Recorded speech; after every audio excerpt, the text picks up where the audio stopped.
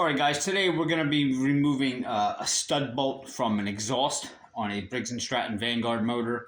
And there's a really simple method to do it, and there's a lot of videos like this on YouTube, but I figured what the heck, I would do one anyway. Just in case my personal viewers are looking to remove a stud and they're kind of stuck on how to get it out. So here's the motor here. Downstairs I have a motor that the head was stripped out, and I'm about to do a Healy coil on it, and I'm going to do a video on that also. But I needed a new set of studs, so I came up here to, you can see I have a big scrap pile of engines up here, and I wanted to get this stud out here. Now some studs will have a certain end on them where you could actually put a tool in there and turn it off. These do not. If you look at these studs, this is what they look like here. There's no end on them to actually back them out. So how do you get that out? It's real simple. You just use two nuts like this. And what you want to do is just take a little bit of WD-40, and we're just going to lubricate that area a little bit. Let that start soaking in. And we'll take our first nut and we will screw it.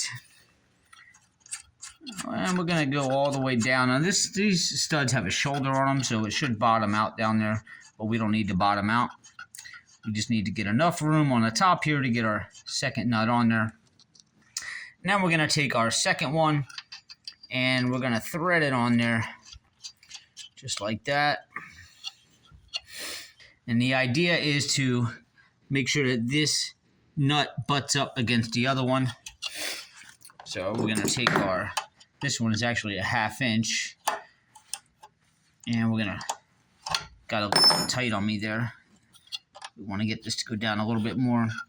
That should work there. All right, now we're going to take our bottom one, start loosening it so that it butts up against the top one. All right. They seem pretty tight together. Now what you want to do is take 2 wrenches, all right? And you're going to take 1 wrench, you're going to put it on the bottom nut there, and then you're going to take your other wrench and put it on the top nut. Now, you want to hold your bottom wrench because you don't want that other nut to spin while you tighten your top one. Ugh. All right, so now these are pretty tight together there. So now basically what you want to do now is your bottom nut here is you want to take that and you're going to loosen the bottom nut. You're going to turn, it's coming. Just like that. And you can see now it's backing that stud out of there. I have really got to get a better camera set up here rather than always holding it with one hand. Should be able to get it by hand now. And there it is.